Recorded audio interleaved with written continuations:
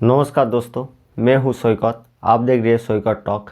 आज हम बात करने वाले हैं प्रोसेसर के बारे में। जब भी हम कोई लैपटॉप खरीदने जाते हैं तो हमको कौन सा प्रोसेसर लेना चाहिए ये हम सोचते हैं। अगर आपका प्रोसेसर के बारे में कुछ भी नॉलेज नहीं है तो ये वीडियो को आप पूरा एंड तक जरूर देखिए। तो प्रोसेसर के अंदर बेसिकली 3 पार्ट में प्रोसेसर के बांटा गया है। एक ALU arithmetic logic unit, 2 MU memory unit, CU control unit.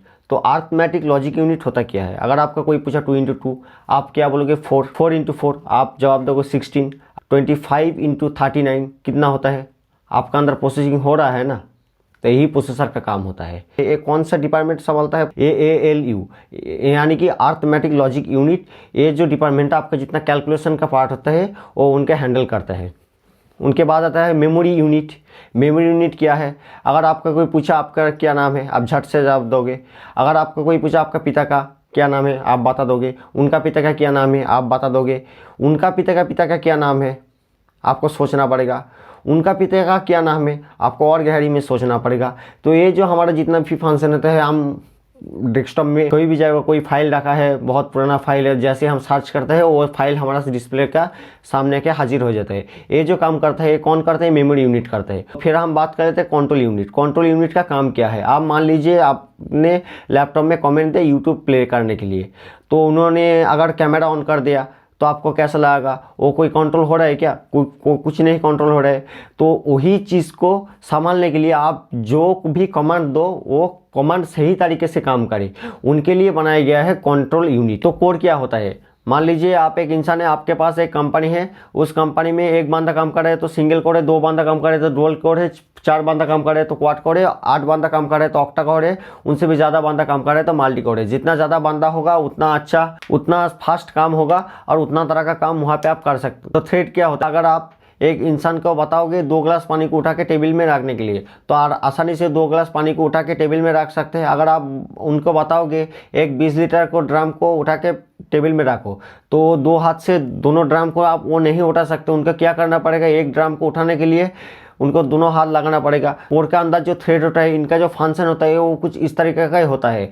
अगर उनके पास कोई लाइट काम जाता है तो वो दोनों काम को एक साथ हैंडल कर लेता है। अगर उनके पास कुछ हैवी काम जाता है तो उस एक कोर के अंदर जो दोनों थ्रेड है, ठीक है, वो दोनों थ्रेड को एक साथ में उन काम को करना पड़ता है। जैसे आपने 2 गिलास पानी को एक साथ उठा के टेबल में रखा, ठीक है, और 20 लीटर एक टैंक को उठाने के लिए आपको दोनों हाथ लगाना पड़ा। तो एक कोर के अंदर जो 2 थ्रेड होता है, ये 2 थ्रेड का जो काम होता है कुछ इस तरीके का ही होता है। जनरेशन क्या होता है? मान लीजिए अभी 2020 चल रहा है, अभी का जो लेटेस्ट जनरेशन है वो 10 जनरेशन है। जो कंपनी वाला है तो कुछ अपडेट करेगा प्रोसेसर के अंदर, जैसे ही वो कुछ अपडेट करेगा उनके अगले साल वो प्रोसेसर को जो रिलीज करेगा वो 11 जनरेशन नाम देकर उनको रिलीज करेगा। अगर उस प्रोसेसर में बहुत सुधार आ जाता है तो वो अभी i9 लेटेस्ट चल रहे हैं तो उनको i10 नाम देके वो रिलीज कर देगा। क्लॉक स्पीड, एक प्रोसेसर का क्लॉक स्पीड क्या होता है? तो आप मान लीजिए एक प्रोसेसर का क्लॉक स्पीड दिया गया है 1 गीगाहर्ट्ज। तो क्लॉक स्पीड एक्चुअल में होता क्या? प्रोसेसर के अंदर छोटे छोटे बहुत सारे ट्रांजिस्टर लगा हुआ होता है। वो ट्रांजिस्टर 1 सेकेंड में जितना बार ओपन हो सकते हैं उनको उनका क्लॉक स्पीड कहा जाता है। अब मान लीजिए आपके पास एक प्रोसेसर है, वो जो प्रोसेसर का क्लॉक स्पीड है वो है 1 गीगाहर्ट्ज पर सेकेंड। 1 गीगाहर्ट्ज पर सेकेंड का मतलब है 100 करोड़ पर सेकेंड। 100 करोड़ बार एक सेकेंड में वो ऑन होगा और ऑफ होगा। आपको सुन के बहुत ज़्यादा लग सकते हैं, लेकिन कंप्यूटर की जो दुनिया है वहाँ पे कुछ भी नहीं है। आज तो 3-3 गीगाहर्ट्ज 4-4 गीगाहर्ट्ज का भी प्रोसेसर आने लगा है मार्केट में। अभी हम जो लेटेस्ट प्रोसेसर हम खरीदने जाएंगे तो वहाँ पे हम देखेंगे, वहाँ पे एक लिखा है base 1 gigahertz and boost 3.6 gigahertz. तो उनका मतलब क्या है? मान लीजिए आपने से आपका लैपटॉप में यूट्यूब को ऑन किया तो आपका जो प्रोसेसर है तभी वो 1 गीगाहर्ट्ज पे काम करेगा। और अब मान लीजिए आपका लैपटॉप में यूट्यूब भी ओपन किया, क्रोम भी ओपन किया, कुछ भी डाउनलोड भी आपने छपाया, कुछ गेम्स भी आपने ऑन किया है, तो आपका जो प्रोसेसर है वो मैक्सिमम 3.6 गीगाहर्ट्ज तक काम करता है। तो ये बहुत एक अच्छी फीचर्स है। अगर आपका जब ज़रूरत नहीं है तो आपका प्रोसेसर ओवर हीटिंग नहीं होगा। प्रोसेसर जो है 1 गीगाहर्ट्ज पे काम करेगा। जहाँ पर डेटा ट्रांसफर आपका ज़्यादा होगा तब भी वो 3.6 गीगाहर्ट्ज तक आप तो काम करेगा। तो यही होता है बेस गीगाहर्ट्ज और बूस्ट गीगाहर्ट्ज। इनके बाद हम आते हैं आर्किटेक्चर।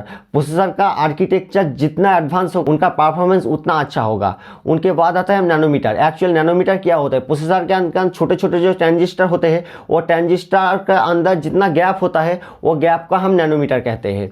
आप मान लीजिए आपका एक प्रोसेसर है 20 नैनोमीटर का, और आपके बगल में वही सेम प्रोसेसर i5 का एक प्रोसेसर है 7 नैनोमीटर का। तो ठीक है, तो आपका 20 नैनोमीटर का जो प्रोसेसर है उनका जो स्पीड होगा, उनके अलावा आपका 7 नैनोमीटर का जो प्रोसेसर है उनका स्पीड भी ज़्यादा होगा और पावर कंजप्शन जो है वो उनसे बहुत कम होगा। जितना कम नैनोमीटर होगा प्रोसेसर का अंदर उतना टेक्नोलॉजी अच्छा होगा। तो हमको कौन सा प्रोसेसर लेना चाहिए, i3 लेना चाहिए, i5, i7 या i9?